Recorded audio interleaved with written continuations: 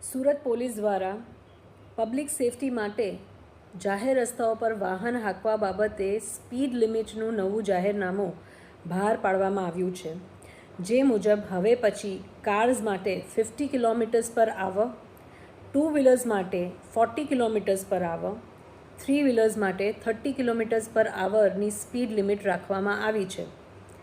Speed લિમિટનું ભંગ કરનારા લોકોની સામે મોટર વ્હીકલ્સ એક્ટની સેક્શન 183 અને 184 પ્રમાણે તેમજ BNSની સેક્શન 281 પ્રમાણેના પગલાં લઈ શકાશે. હવે આ સેક્શન્સમાં સજાની જોગવાઈઓ કરવામાં આવી છે, એટલે જાણી લેવું ખૂબ જ જરૂરી છે કે સજાનું પ્રમાણ શું છે. સેક્શન 281 BNS મુજબ 6 મહિનાની કેદ અને ફાઇન અથવા તો બંને વસ્તુઓ થઈ શકે છે.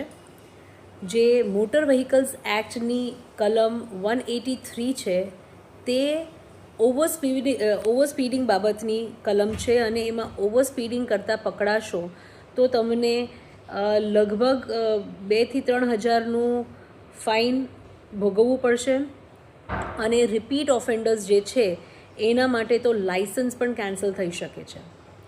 જ્યાં સુધી 184ને સવાલ છે એ રેશ ડ્રાઇવિંગ બાબતની છે.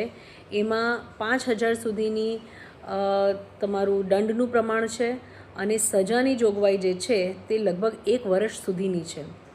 અને રિપીટ ઓફેન્ડર્સ તરીકે જો તમે આ ઓવરસ્પીડિંગ રેશ ડ્રાઇવિંગ કરતાં જો પકડાશો તો એમાં 10,000 સુધીની ફાઇનની જોગવાઈ છે, અને લગભગ 2 વર્ષ સુધીની સજાની જોગવાઈ છે.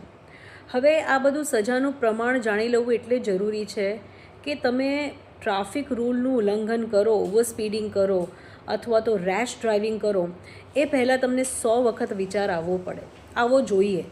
બિકોઝ કહેવાય છે ને કે ignorance of law is not an excuse. એટલે જાણી લીધેલું સારું છે, તમારા માટે સારું છે, અને પબ્લિક સેફટી માટે સારું છે. બરાબર, ધ્યાન રાખજો.